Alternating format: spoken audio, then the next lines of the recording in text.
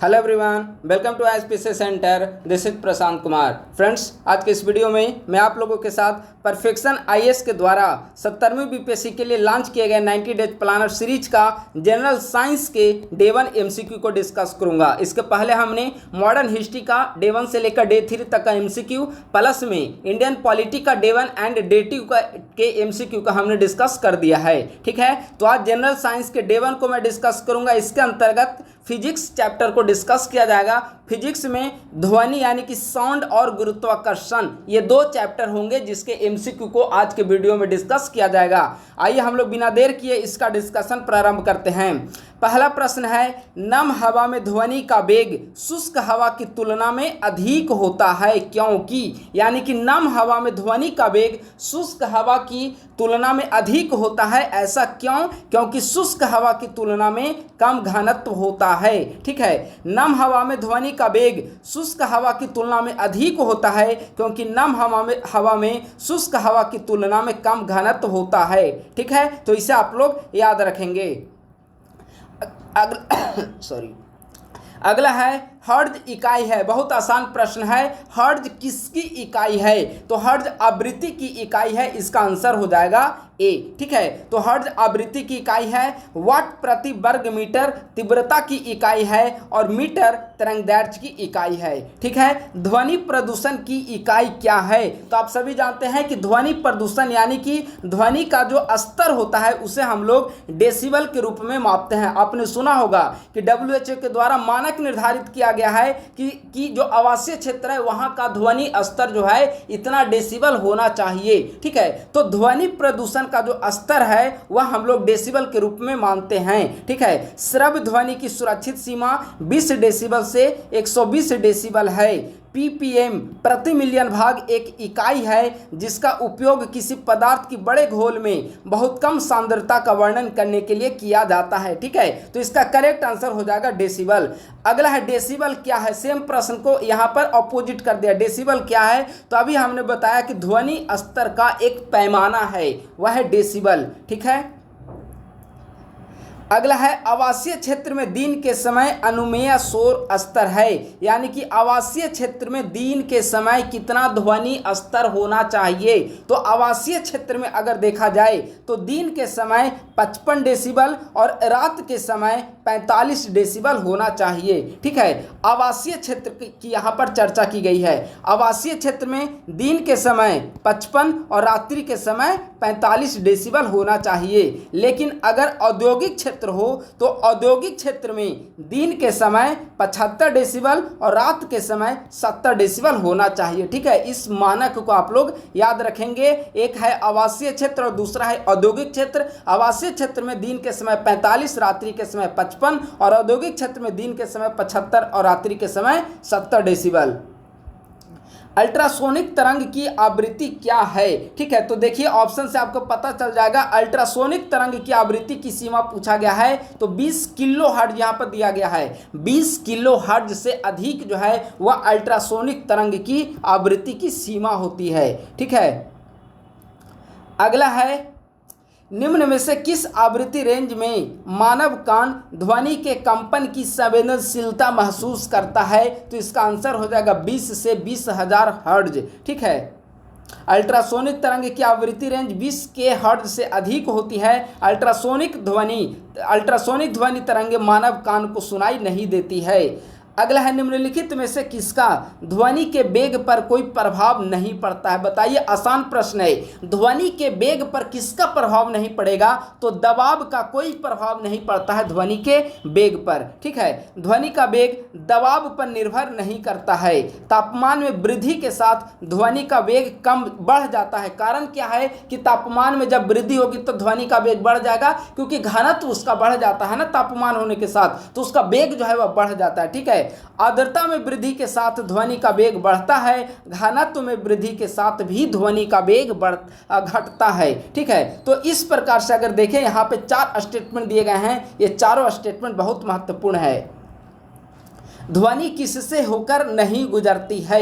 ठीक है, तो बहुत आसान प्रश्न है। ध्वनि जो है वह निर्वात यानी कि वैक्यूम से होकर नहीं गुजरती है। ठीक है, ध्वनि क्या है, एक प्रकार का अनुदैर्ध्य तरंग है। और अगर प्रकाश पूछा जाए तो प्रकाश क्या है, अनुप्रस्थ तरंगे हैं। ठीक है, ध्वनि क्या है, अनुदैर्ध्य तरंगे हैं और प्रकाश क्या है, अनुप्रस्थ तरंगों का उदाहरण है।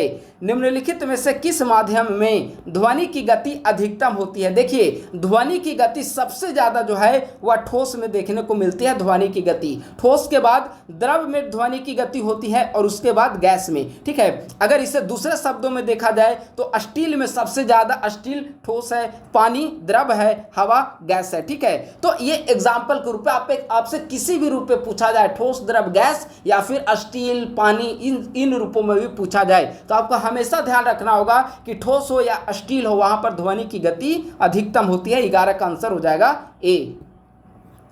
निम्नलिखित में से किस माध्यम में ध्वनि की गति तुलनात्मक रूप से अधिक होगी। अभी हमने बताया ठोस में ध्वनि की गति अधिक होती है, तो यहाँ पर लोहे की जो छड़ है वह ठोस का उदाहरण है, तो 12 का करेक्ट आंसर हो जाएगा बी। यहाँ एग्जाम्पल के जरिए यहाँ पर बताया गया है। ठीक है, आप लोग इसे देख लें। ध्वनि की पिच किस पर निर्भर करती है। ध्वनि की पिच जो है किस पर निर्भर करेगी, तो ध्वनि का जो पिच है वह आवृत्ति पर, फ्रीक्वेंसी पर निर्भर करती है। ठीक है, तो इसका आंसर हो जाएगा ए। वायुमंडल में तापमान में परिवर्तन के साथ ध्वनि तरंग का कौन सा चित्र बदल जाता है। याद रखेंगे, वायुमंडल में तापमान में परिवर्तन के साथ अगर टेम्परेचर में परिवर्तन आता है तो ध्वनि तरंग का कौन सा चरित्र जो है वह बदल जाएगा। तो तापमान में परिवर्तन के साथ तरंगदैर्घ्य में भी परिवर्तन आती है। ठीक है, तापमान में परिवर्तन के साथ उसका तरंगदैर्घ्य में भी बदलाव देखने को मिलेगा। अगर तरंग की तरंगदैर्घ्य उच्च, ध्वनि तरंग की तरंगदैर्घ्य उच्च तापमान पर लंबी होती है और निम्न तापमान पर यह छोटी होगी। ठीक है, तो इसे आप लोग याद रखेंगे। अधिकतम विस्थापन के परिमाण को ध्वनि का आयाम कहा जाता है।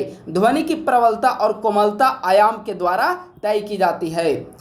चमगादड़ या डॉल्फिन अपने शिकारी या अन्य बाधाओं का पता लगाने में किस परिघटना का प्रयोग करता है। बताइए, बहुत आसान प्रश्न है। वह इकोलोकेशन को, ट्रैक इकोलोकेशन के माध्यम से इसका प्रयोग करता है। ठीक है, तो चमगादड़ या डॉल्फिन के द्वारा अपने शिकारी या अन्य बाधाओं को पता लगाने के लिए इकोलोकेशन का प्रयोग किया जाता है। ठीक है, डॉल्फिन और चमगादड़ जैसे जानवर जीवित रहने के लिए अल्ट्रासाउंड तरंगों पर निर्भर करते हैं। अगला भी प्रश्न आसान है। देखिए, यहाँ पे थोड़ा सा वन लाइनर प्रश्न ज़्यादा दिया गया, हो सकता है कि डेवन के कारण वन लाइनर प्रश्न ज़्यादा दिए गए हों। ठीक है, तो इसे आप लोग आसानी से हल कर सकते हैं। ध्वनि तरंगे किस परिघटना को प्रदर्शित नहीं करती है। तो ध्वनि तरंगे जो हैं वह ध्रुवीकरण को प्रदर्शित नहीं करती है। ठीक है, बाकी व्यतिकरण, अपवर्तन, विवर्तन इसको प्रदर्शित करती है, लेकिन ध्रुवीकरण को प्रदर्शित नहीं करती है। इसका करेक्ट आंसर हो जाएगा डी।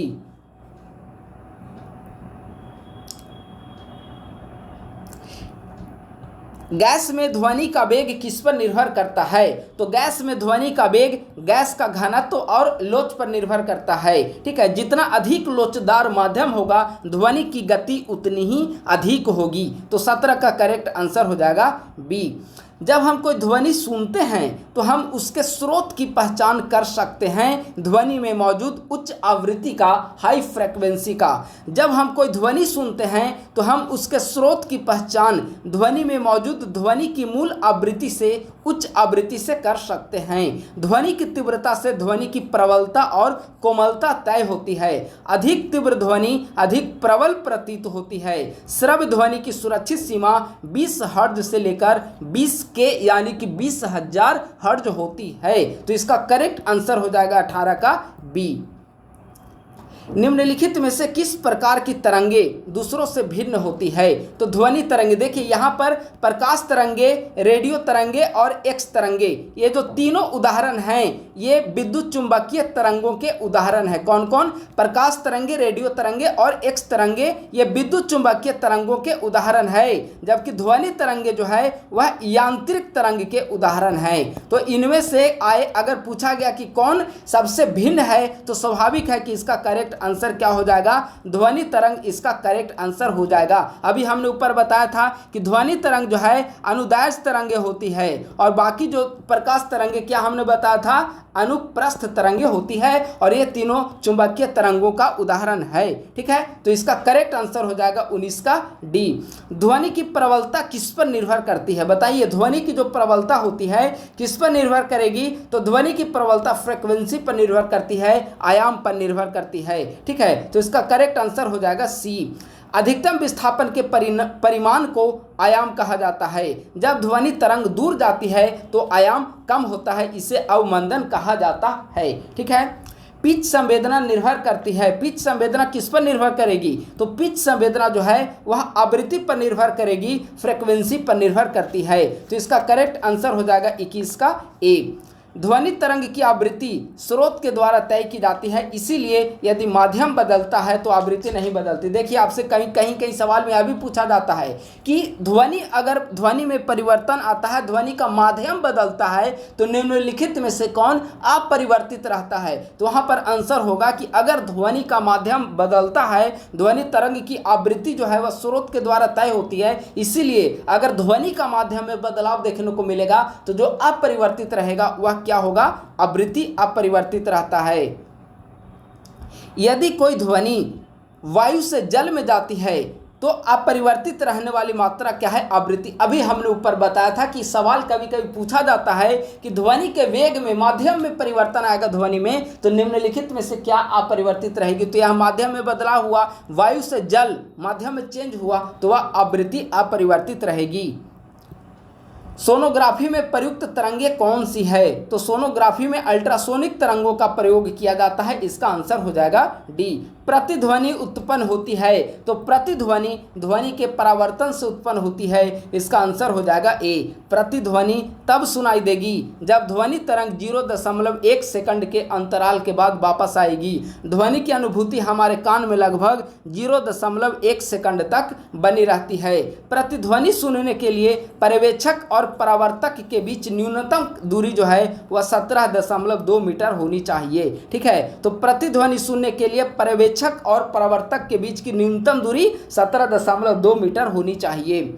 सोनार निम्नलिखित में से किस सिद्धांत पर आधारित है, तो सोनार प्रतिध्वनि के सिद्धांत पर आधारित है। सोनार ध्वनि तरंगों का उपयोग वस्तु को उसके प्रसार की दिशा में पता लगाने के लिए करता है। जब ध्वनि तरंग का परिवर्तन 0.1 सेकंड के अंतराल में वापस आता है तो प्रतिध्वनि उत्पन्न होती है।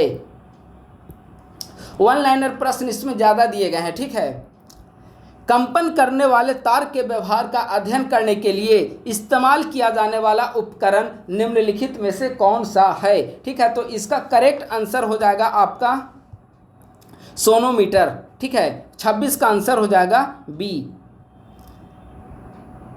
सोनोमीटर एक ऐसा उपकरण है जिसका उपयोग जो है वह कंपन करने वाले तार के व्यवहार का अध्ययन करने के लिए किया जाता है। हाइग्रोमीटर एक ऐसा उपकरण है जिसका उपयोग सापेक्षिक आर्द्रता को मापने के लिए किया जाता है। हाइड्रोमीटर घनत्व को मापा जाता है। हाइड्रोड्रा है इसमें डेंसिटी घनत्व।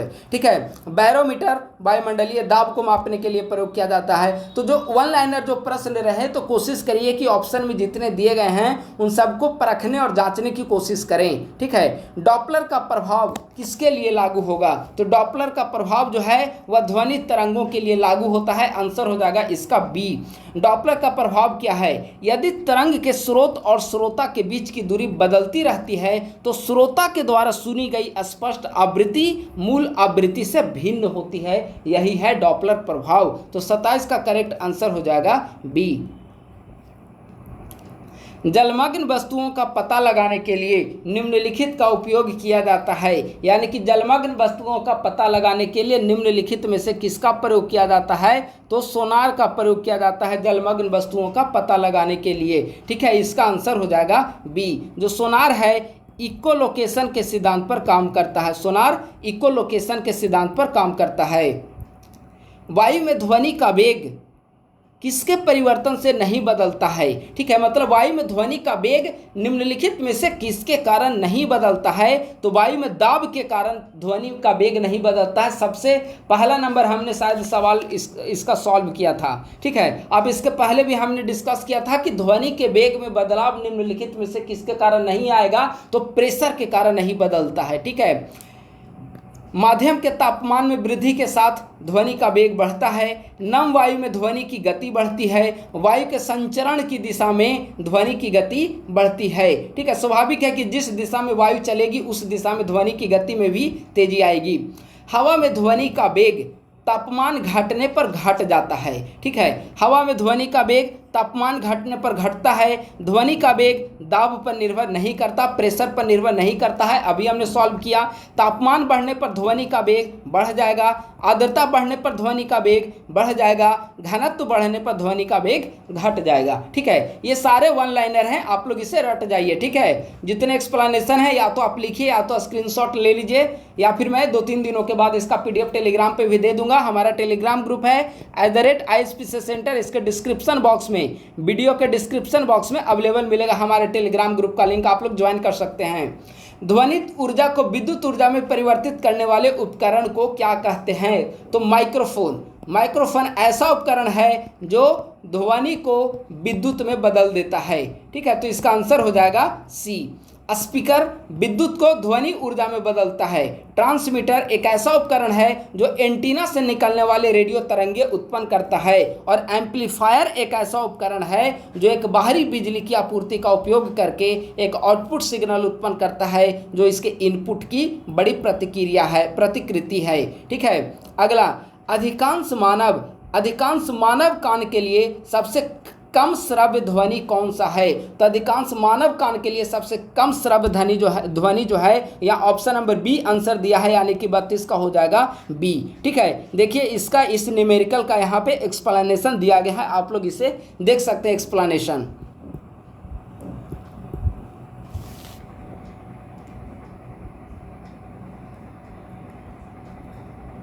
प्रश्न संख्या 33, बरसात के दिनों में ध्वनि अधिक दूरी तक सुनी जाती है, क्यों? बताइए कि बरसात के दिनों में ध्वनि जो है अधिक दूरी तक क्यों सुनी जाती है।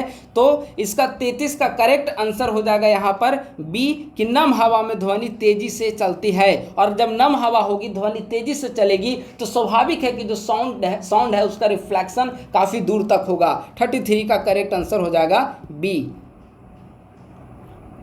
ठीक है, देखिए यहाँ पे एक्सप्लेनेशन दिया गया है। बरसात के दिनों में ध्वनि अधिक दूरी तक सुनी जाती है क्योंकि नम हवा में ध्वनि तेजी से चलती है। तापमान में कमी के साथ हवा में ध्वनि का वेग भी कम जाएगा। ध्वनि का वेग दाब पर, प्रेशर पर निर्भर नहीं करता है। तापमान में वृद्धि के साथ ध्वनि का वेग बढ़ता है, आर्द्रता में वृद्धि के साथ भी बढ़ता है, और घनत्व में वृद्धि के साथ ध्वनि का वेग कम हो जाता है। एक ही चीज़ हर एक्सप्लेनेशन में दिया गया है। ठीक है, तो ये बार बार रिपीट हो रहा है, तो आपका पूरी तरीके से याद हो जाना चाहिए। रेलवे प्लेटफॉर्म पर खड़ा एक व्यक्ति आने और जाने वाली ट्रेनों की सीटी सुनता है, क्यों?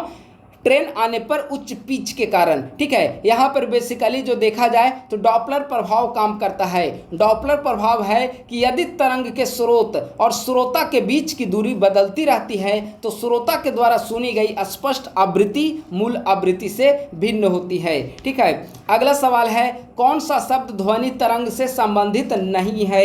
इनमें से कौन सा वर्ड जो है ध्वनि तरंग से संबंधित नहीं है? तो इसका आंसर हो जाएगा सी। कैंडेला जो है वह ज्योति तीव्रता का मात्रक है, ज्योति तीव्रता कैंडेला। तो इसका करेक्ट आंसर हो जाएगा सी। देखिए अभी हमने डेसिबल बताया कि ध्वनि स्तर का मापक है, हमने बताया ना 40 डेसिबल 45 डेसिबल, तो यह तो भी संबंधित है। मैक जो है वह मैक से हम लोग यह जान पाते हैं, आपने सुना होगा कि मिसाइल की जो क्षमता, मिसाइल की जो स्पीड है, इसकी जो साउंड जितना प्रोड्यूस करता है वह 2 मैक है। ठीक है, 2.5 मैक है। ध्वनि की तुलना में 2.5 गुना यह ज़्यादा साउंड करता है, तो मैक भी है जो उसी से संबंधित है। तो इसका करेक्ट आंसर हो जाएगा सी, ज्योति तीव्रता कैंडेला। चांद पर एक बम फटता है, आप पृथ्वी पर इसकी ध्वनि बाद में सुनेंगे। यह गलत सवाल ही है। अगर चांद पे बम फटेगा तो इसकी ध्वनि पृथ्वी पर सुनाई ही नहीं देगी। ठीक है, यह इस 36 का करेक्ट आंसर। अगर प्रश्न इस तरह का पूछ भी लिया जाता है तो आप ऑप्शन के अकॉर्डिंग यही लगाएंगे कि विस्फोट की ध्वनि हम लोग नहीं सुन सकते हैं। ठीक है, तो इसका करेक्ट आंसर हो जाएगा डी। किसी संगीत नोट की गुणवत्ता इस पर निर्भर करती है, इसका आंसर हो जाएगा मौजूद हार्मोनिक्स। किसी संगीत नोट की गुणवत्ता मौजूद हार्मोनिक्स पर निर्भर करती है। हार्मोनिक एक ध्वनि यंत्र है जिसकी आवृत्ति मूल स्वर के पूर्णांक गुणांक के बराबर होती है। ट्यूब पर उत्पन्न होने वाली सबसे कम आवृत्ति वाली ध्वनि मूल स्वर आवृत्ति है। ठीक है, तो 37 का करेक्ट आंसर हो जाएगा सी।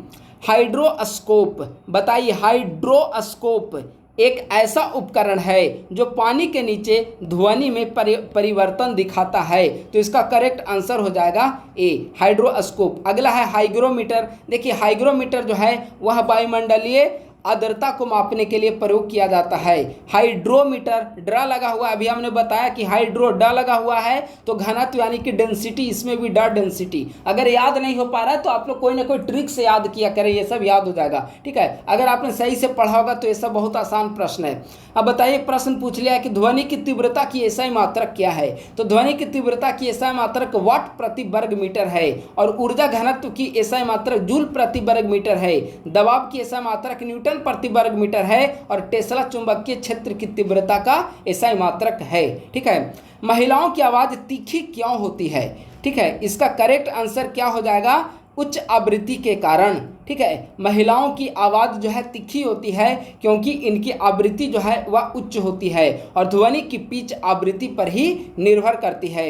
यदि मैक संख्या 1 है तो किसी वस्तु की ब्लैंक्स के बराबर होगी। यदि मैक संख्या 1 है तो किसी वस्तु की ध्वनि की गति के बराबर होगी। ठीक है, इसका करेक्ट आंसर हो जाएगा सी। यहाँ पर देखिए इस न्यूमेरिकल का एक्सप्लेनेशन दिया गया है।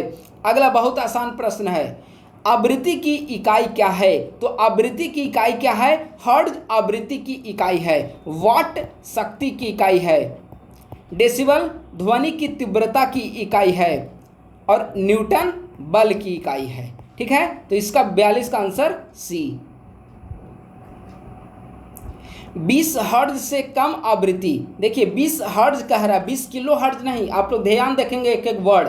20 हर्ट्ज से कम आवृत्ति इंफ्रासोनिक। ठीक है, और 20 किलो हर्ट्ज से अधिक होता तो अल्ट्रासोनिक। पराबैंगनी तो आपने हिंदी में सुना ही होगा। ठीक है ना। प्रतिध्वनि सुनने के लिए न्यूनतम दूरी कितनी होनी चाहिए? तो 17 मीटर प्रतिध्वनि सुनने के लिए न्यूनतम दूरी होनी चाहिए। ठीक है, 44 का आंसर हो जाएगा सी। निम्नलिखित में से कौन ध्वनि की पिच निर्धारित करता है? तो ध्वनि की जो पिच आवृत्ति जो है वह ध्वनि की पिच निर्धारित करेगी, तो 45 का करेक्ट आंसर हो जाएगा बी। आवृत्ति ध्वनि की पिच निर्धारित करती है, ध्वनि की पिच आवृत्ति पर निर्भर करती है। ध्वनि तरंग की आवृत्ति स्रोत द्वारा तय की जाती है, इसीलिए यदि माध्यम बदलता है तो ध्वनि की आवृत्ति अपरिवर्तित रहती है। तेज दोलन अधिक आवृत्ति देता है और अधिक आवृत्ति का मतलब है उच्च पिच या तीखी ध्वनि। मनुष्य के द्वारा ध्वनि की सामान्य और अधिकतम सहन सीमा कितनी है? तो मनुष्य के द्वारा अधिकतम और न्यूनतम सहन सीमा 60 डेसिबल से 80 डेसिबल के बीच होती है, तो इसका आंसर हो जाएगा बी। अब इसका हमने ऊपर बताया था कि आवासीय क्षेत्र और औद्योगिक क्षेत्र में पैमाना अलग अलग होता है। आवासीय क्षेत्र में दिन के समय 55, रात के समय 45 बताया था और औद्योगिक क्षेत्र में दिन के समय 75 और रात्रि के समय हमने आपको 70 डेसिबल बताया था। पहला चैप्टर जो था यहाँ पर फिनिश हुआ। ठीक है, पहला चैप्टर में ध्वनि था, फिनिश हुआ। अब आइए गुरुत्वाकर्षण, इससे भी 15-20 सवाल हैं, हम लोग फटाफट देख लेते हैं। निम्नलिखित में कौन सा मूल बल है? मूल बल कौन सा है? हमारी प्रकृति में 4 मूल बल मौजूद हैं, गुरुत्वाकर्षण बल, इलेक्ट्रोस्टैटिक बल, कमजोर परमाणु बल और मजबूत परमाणु बल। ठीक है, तो इसका आंसर हो जाएगा डी। उपरोक्त में से सभी करेक्ट हैं। गुरुत्वाकर्षण बल किसके कारण विकसित होता है? तो गुरुत्वाकर्षण बल द्रव्यमान के कारण विकसित होता है। गुरुत्वाकर्षण बल एक दुर्बल मूलभूत क्षेत्र बल है, यह जो केवल द्रव्यमानों के बीच कार्य करता है। द्रव्यमान जड़त्वीय प्रभाव दिखाने वाली सामग्री की अंतर्निहित विशेषता है। 2 का करेक्ट आंसर हो जाएगा बी। सभी ग्रह दीर्घवृत्त की एक नाभि पर सूर्य के साथ अंडाकार कक्षा में घूमते हैं। नियम कौन सा काम करता है इस पर? केपलर का पहला नियम। केपलर का पहला नियम क्या है? तो सभी ग्रह दीर्घवृत्त की एक नाभि पर सूर्य के साथ अंडाकार कक्षा में घूमते हैं। तो इसका करेक्ट आंसर हो जाएगा ए। केपलर के पहले नियम को कक्षा के नियम के रूप में भी जाना जाता है। केपलर का दूसरा नियम क्या है कि सूर्य के चारों ओर ग्रहों का क्षेत्रीय वेग स्थिर रहता है, यह दूसरा नियम है। और तीसरा नियम क्या है? समय का वर्ग सूर्य और ग्रह के बीच की दूरी के घन के समानुपाती होता है, यह केपलर का तीसरा नियम है। ठीक है, केपलर का दूसरा नियम जिसे इस नाम से जाना जाता है, केपलर के दूसरे नियम को किस नाम से जाना जाता है? ग्रहों की क्षेत्र का नियम। और केपलर का दूसरा नियम क्या है? अभी हमने बताया कि सूर्य के चारों ओर ग्रहों का क्षेत्रीय वेग स्थिर होता है, यह है केपलर का दूसरा नियम जिसे ग्रहों के क्षेत्र के नियम के नाम से जाना जाता है। 4 का करेक्ट आंसर हो जाएगा बी। केपलर का दूसरा नियम किस सिद्धांत पर कार्य करेगा? कोणीय संवेग के संरक्षण नियम पर आधारित होता है। केपलर का दूसरा नियम 5 का करेक्ट आंसर हो जाएगा सी। पृथ्वी की गति अधिकतम हो सकती है, तो पृथ्वी की गति सर्दियों में अधिकतम हो सकती है, इसका करेक्ट आंसर हो जाएगा 6 का ए। केपलर का तीसरा नियम जिसे इस नाम से जाना जाता है, बताइए केपलर के तीसरे नियम को किस रूप में जाना जाएगा? आवर्त का समयावधि का नियम। अब सवाल है कि आखिर केपलर का तीसरा नियम क्या है? तो समय का वर्ग सूर्य और ग्रह के बीच की दूरी के घन के समानुपाती होता है, इसका करेक्ट आंसर हो जाएगा 7 का सी। न्यूटन का गुरुत्वाकर्षण का नियम है। न्यूटन के गुरुत्वाकर्षण का नियम क्या है? यहाँ पर आपको फॉर्मूला से बता दिया गया है न्यूटन के गुरुत्वाकर्षण का नियम क्या है। तो 8 का करेक्ट आंसर हो जाएगा ए। सार्वभौमिक गुरुत्वाकर्षण स्थिरांक का वैल्यू क्या है? सार्वभौमिक गुरुत्वाकर्षण स्थिरांक इसे कैपिटल जी के रूप में भी डिनोट किया जाता है। ठीक है, तो इसका वैल्यू है 6.67 इंटू 10⁻11 न्यूटन मीटर स्क्वायर प्रति केजी स्क्वायर। ठीक है, 9 का करेक्ट आंसर हो जाएगा ए। हेनरी कैवेंडिश के द्वारा सार्वभौमिक गुरुत्वाकर्षण स्थिरांक के मान की गणना की गई थी। ऊंचाई के साथ त्वरण का मान, तो हम जैसे जैसे ऊपर चले जाएंगे त्वरण का मान जो है वह घटता चला जाएगा। यानी कि इसे हमें अगर दिखाना हो तो ऊंचाई में वृद्धि हो रही है और त्वरण में कमी आती जाएगी। ठीक है, त्वरण यानी कि एक्सेलरेशन इंग्लिश में इसको कहा जाता है। ठीक है, पृथ्वी की सतह से कितनी ऊंचाई पर गुरुत्वाकर्षण त्वरण का मान आधा हो जाएगा? तो पृथ्वी की सतह से 0.41 आर, यहाँ पर आर का मतलब होता है रेडियस, पृथ्वी की त्रिज्या, यहाँ पर जाएंगे तो गुरुत्वाकर्षण त्वरण का मान जो है आधा हो जाएगा। 11 का करेक्ट आंसर हो जाएगा ए। अब यहाँ पर ये न्यूमेरिकल मेथड के जरिए यहाँ पर इन्होंने सिद्ध किया है। ठीक है, गहराई के साथ गुरुत्वाकर्षण त्वरण का मान, यानी कि नीचे जैसे जैसे हम चले जाएंगे तो गुरुत्वाकर्षण त्वरण का मान क्या होगा? तो जैसे जैसे गहराई बढ़ती चली जाएगी तो गुरुत्वाकर्षण त्वरण के मान में भी कमी आएगी, वह घटता चला जाएगा। ठीक है, तो इसका करेक्ट आंसर हो जाएगा बी। निम्नलिखित में से कौन सा सही है? ठीक है, कौन सा सही है? ध्रुव पर गुरुत्वाकर्षण त्वरण भूमध्य रेखा पर गुरुत्वाकर्षण त्वरण से अधिक होता है, यह साइन दिखाया गया है। और इसका मतलब हो गया कि जो ध्रुवीय गुरुत्वीय त्वरण है इसका वैल्यू जो है भूमध्य रेखीय गुरुत्वीय त्वरण से अधिक होता है। ठीक है, क्यों? क्योंकि ध्रुव पर पृथ्वी की त्रिज्या भूमध्य रेखा पर पृथ्वी की त्रिज्या से कम होती है। यदि पृथ्वी का अपनी धुरी पर घूमना बढ़ जाता है तो भूमध्य रेखा पर गुरुत्वाकर्षण के कारण त्वरण कम हो जाएगा। 14 का करेक्ट आंसर हो जाएगा बी। यदि पृथ्वी की कोणीय गति कम हो जाए तो, यदि पृथ्वी की कोणीय गति कम हो जाती है तो इसका आंसर दिया है डी, यानी कि ए और बी होगा। यदि पृथ्वी की कोणीय गति कम हो जाए तो भूमध्य रेखा पर गुरुत्वाकर्षण के कारण त्वरण बढ़ जाएगा। स्टेटमेंट याद रखेंगे। और अगर पृथ्वी की कोणीय गति कम हो जाए तो ध्रुव पर गुरुत्वाकर्षण के कारण त्वरण वही रहेगा। यानी कि भूमध्य रेखा पर गुरुत्वाकर्षण के कारण त्वरण बढ़ जाएगा, लेकिन ध्रुव पर देखा जाए तो गुरुत्वाकर्षण के कारण त्वरण जो है एक्सेलरेशन सेम होगा। आंसर हो जाएगा डी, यानी कि ए और बी जो स्टेटमेंट है वह करेक्ट है। यहाँ पे एक्सप्लेनेशन है, देखिए हर किसी का एक्सप्लेनेशन पढ़ना पॉसिबल नहीं है, अन्यथा वीडियो बहुत लंबा हो जाएगा। ठीक है, तो एक्सप्लेनेशन को आप लोग स्क्रीनशॉट ले लें या फिर वीडियो को रोक कर आप लोग उसे पढ़ लें।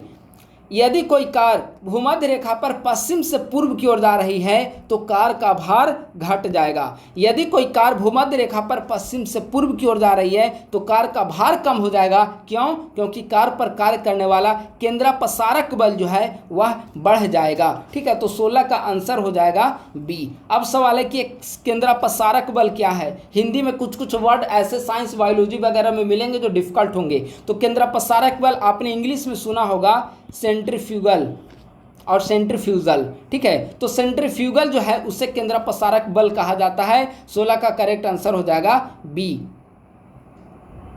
यदि पृथ्वी की कोणीय गति बढ़ जाती है तो ध्रुव पर पिंड का भार, यदि पृथ्वी का कोणीय गति बढ़ जाएगा तो ध्रुव पर पिंड का भार वही रहेगा। 17 का करेक्ट आंसर हो जाएगा बी।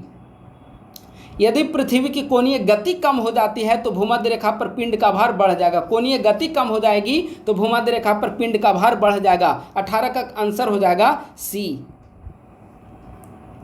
वस्तु की गुरुत्वीय स्थितिज ऊर्जा है। यहाँ पे न्यूमेरिकल का एक प्रश्न पूछा गया, फॉर्मूला। ठीक है, वस्तु की गुरुत्वीय स्थितिज ऊर्जा क्या है? तो इसका आंसर दिया गया है ए, यानी कि minus capital G capital M small m upon r. यह इसकी वैल्यू है। आप लोग यहाँ पे एक्सप्लेनेशन के माध्यम से समझ सकते हैं।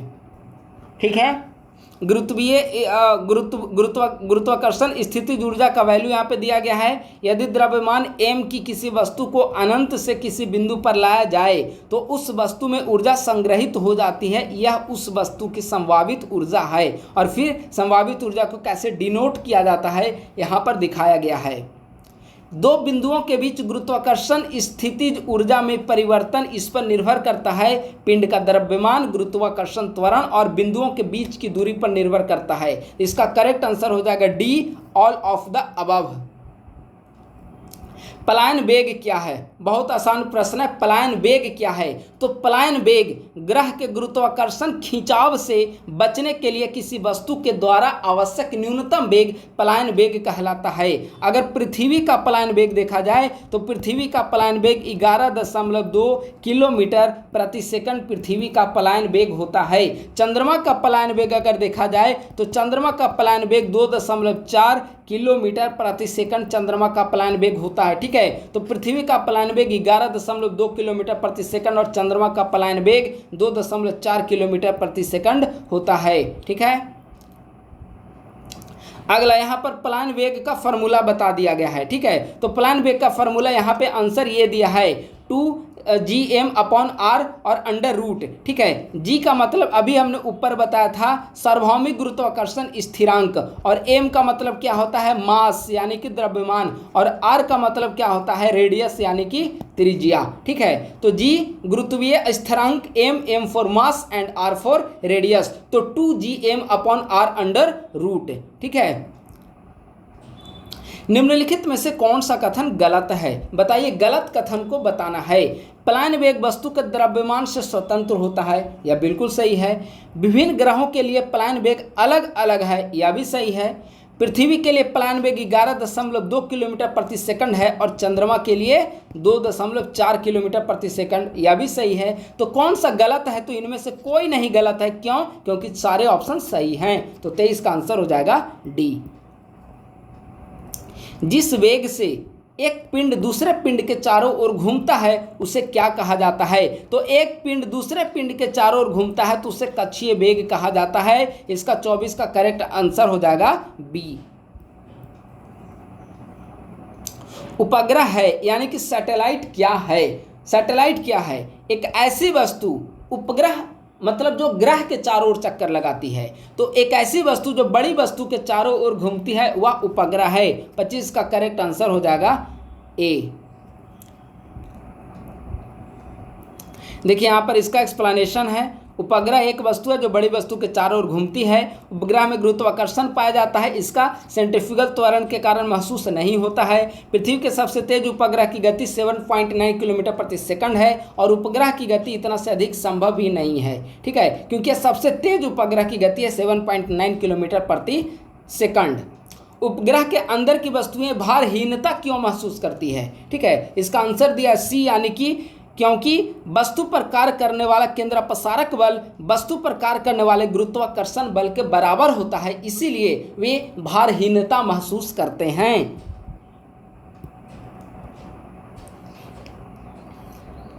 उपग्रह में गुरुत्वाकर्षण पाया जाता है लेकिन वह महसूस नहीं की जाती है।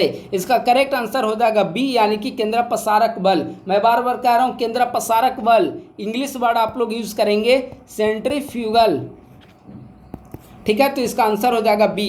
उपग्रह में गुरुत्वाकर्षण पाया जाता है लेकिन उपग्रह पर कार्य करने वाले केंद्रापसारक सेंट्रीफ्यूगल बल के कारण यह महसूस नहीं होता है। भूस्थिर उपग्रह का स्थान बताइए। तो भूस्थिर उपग्रह का स्थान विषुवतीय तल है।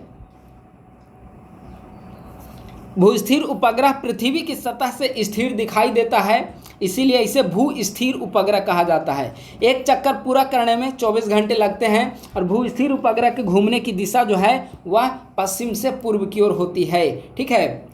यदि दो पिंड एक ही गति से लेकिन भिन्न भिन्न दिशा में एक टावर से फेंके जाएं, सवाल को समझिए। दो पिंड है, ठीक है, मान लेते हैं कि यह एक टावर बनाया गया, ठीक है, एक टावर है, ठीक है। दो पिंड एक ही गति से भिन्न भिन्न दिशा में फेंके जाते हों, एक इस दिशा में और एक इस दिशा में फेंका जा रहा है, तो वे जमीन पर टकराएंगे। तो जमीन पर वे क्या करेंगे, अलग अलग समय पर वापस आएंगे। तो 19 का करेक्ट आंसर हो जाएगा 29 का बी, ठीक है। अब आइए आज का लास्ट सवाल। यदि दो पिंड, सेम प्रश्न, यदि दो पिंड एक टावर से अलग अलग गति से क्षैतिज रूप में फेंके जाएंगे तो पिंड एक ही समय पर अलग अलग गति से जमीन पर पहुंचेगा। इसका आंसर हो जाएगा सी। एक्सप्लेनेशन कुछ खास नहीं दिया गया, सेम क्वेश्चन और आंसर को एक में पिन कर दिया गया, ठीक है। तो इस प्रकार से आज हमने जनरल साइंस के डे 1 को डिस्कस किया है। इसके बाद कल फिर एक नया वीडियो डिस्कस किया जाएगा। अगर आप लोग हमारे यूट्यूब चैनल पर नए हैं तो इसे सब्सक्राइब करना और हमारा टेलीग्राम ग्रुप डिस्क्रिप्शन बॉक्स में दिया गया है, उसे ज्वाइन कर ले। वहाँ पर तैयारी से संबंधित विभिन्न मटेरियल गाइडलाइंस आपको निःशुल्क प्रोवाइड किए जाते हैं, ठीक है। तो बस आज की वीडियो में इतना ही। थैंक यू सो मच, बहुत बहुत धन्यवाद।